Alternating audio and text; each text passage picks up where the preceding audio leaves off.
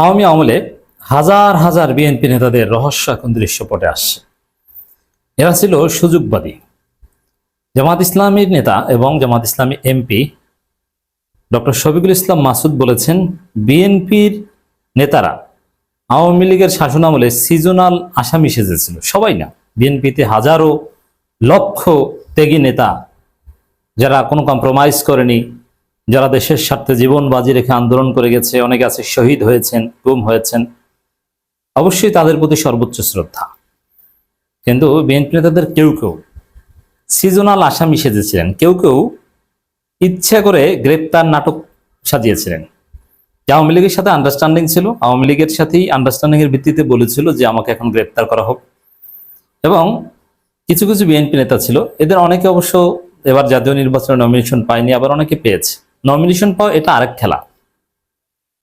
কেউ কেউ বলতো, যেমন ঢাকা মহানগর দক্ষিণের দায়িত্ব দেওয়া হয়েছে বা দক্ষিণের একটা অংশের মোহাম্মদপুর অঞ্চলের দায়িত্ব দেওয়া হয়েছে কাউকে, কোনো একজন নেতাকে, এই অঞ্চলে আন্দোলন সংগ্রাম সমন্বয় করা এটা তোমার দায়িত্ব।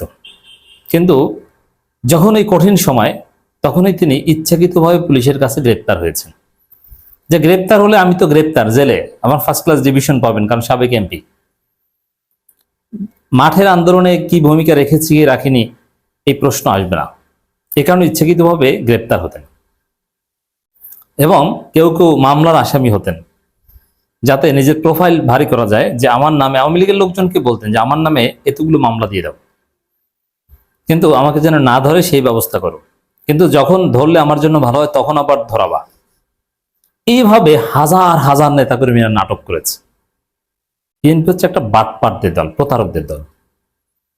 শফিকুল ইসলাম মাসুদের বক্তব্যের ব্যাখ্যা এটাই। আই রিপিট, শফিকুল ইসলাম মাসুদের বক্তব্য, বিএনপি নেতারা আওয়ামী লীগের শাসনামলে সিজনাল আসামি সেজেছিল, আর এই কাজ বিএনপির একটা বিরাট অংশ করেছিল বলেই গত 17 বছরে বিএনপির কোনো আন্দোলন সফলতার মুখ দেখেনি।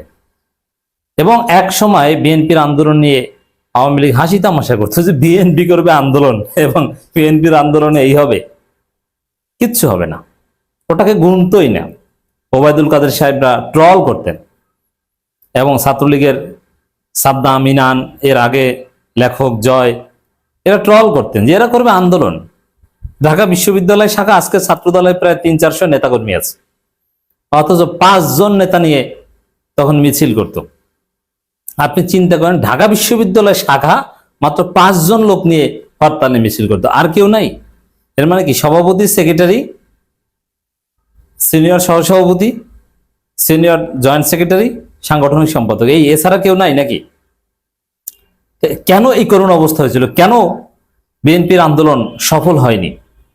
বিএনপির আন্দোলনকে আওয়ামী লীগ কেন গুনতো না? এই কারণে শফিকুল ইসলাম মাসুদ যা বলেছেন এটাই। এরা সিজনাল আসামি সেজেছিল, এরা নাটক করেছিল, এরা গ্রেপ্তার গ্রেপ্তার নাটক করেছিল, এরা আন্দোলন বিক্রি করে দিয়েছিল, এরা নিজেদেরকে নিজেরা গ্রেপ্তার করাতো, আবার মামলার প্রোফাইল ভারী করে দেখাতো যে আমার বিরুদ্ধে এই কয়টা মামলা, আমাকে এই পদ দেন, আমাকে নমিনেশন দেন। এই কাজ করতো, আর এই কাজ করতো বলেই বিএনপির আন্দোলন সফল হয়নি। কিন্তু জামাত শিবির একজন নেতা কিংবা কর্মী এ ধরনের প্রতারণা করেছে কেউ দেখাতে পারবে না। ইচ্ছাকৃতভাবে গ্রেপ্তার হয়েছে, সিজনাল আসামি হয়েছে, গ্রেপ্তার খেলা খেলেছে জামাত কিংবা শিবির একজন, এরকম কেউ দেখাতে পারবে না। জামাতের কেউ আন্দোলন বিক্রি করে দিয়েছে কেউ দেখাতে পারবে না। যে কোনো আন্দোলনে জামাত তার সর্বশক্তি দিয়ে মাঠে থেকেছে। আওয়ামী লীগ যতটা চাপে ছিল জামাত শিবিরের কারণেই ছিল, বিএনপির কারণে নয়। যার ফলে আওয়ামী লীগের জিকিরই ছিল শুধু জামাত জামাত, শিবির শিবির, এর বাইরে আওয়ামী লীগ কোনো জিকির দেখতো না। এই কারণেই কিন্তু আওয়ামী লীগ জামাত শিবিরকে নিষিদ্ধ করেছিল এবং সবচেয়ে বেশি জুলুম করেছিল জামাত শিবিরের উপর। আজকে সেই বিএনপি নেতারা বলে যে জামাত শিবিরের লোকজন নাকি নির্যাতিত হয়নি, সব নাকি বিএনপির নেতারা নির্যাতিত হয়েছে।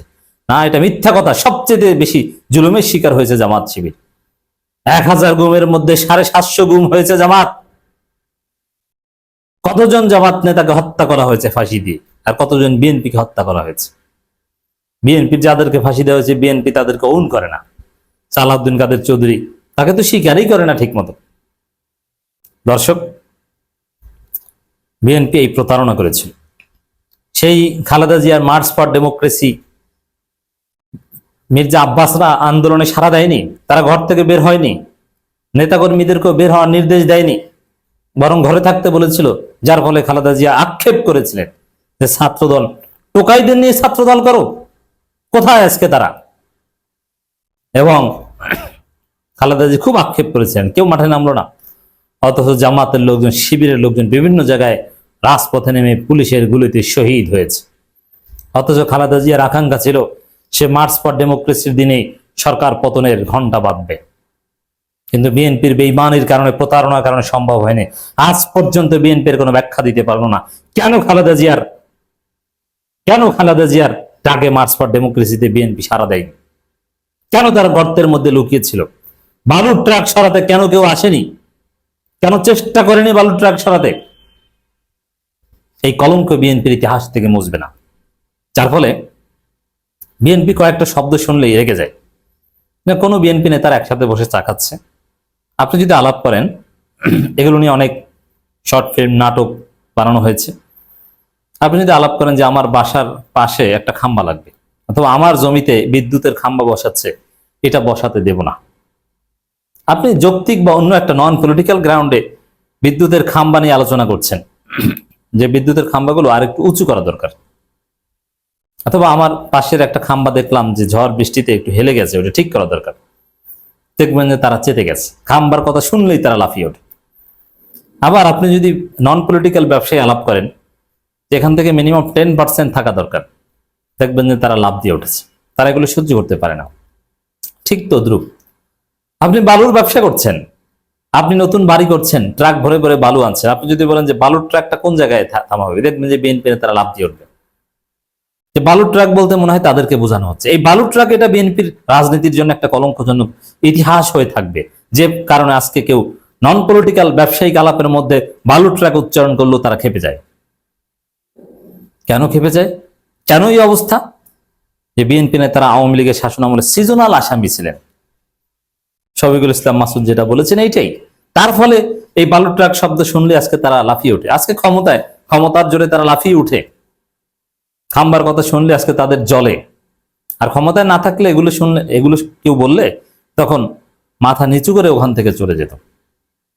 আর জামাত শিবিরের যে অবদান, কত জামাত শিবিরকে ফাঁসি দিয়ে হত্যা করা হয়েছে, চোখ উপড়ে ফেলা হয়েছে, ক্রস ফায়ার দিয়ে হত্যা করা হয়েছে, পুলিশ ধরে নিয়ে পুলিশের গাড়ির চাকার নিচে ফেলে তাদেরকে হত্যা করেছে, গুম করে হত্যা করে লাশ ধলেশ্বরী নদীতে, শীতলক্ষা নদীতে পাথর বেঁধে, ইট বেঁধে একদম মাটির নিচে ফেলে দিয়েছে এবং মাছ খেয়ে ফেলেছে।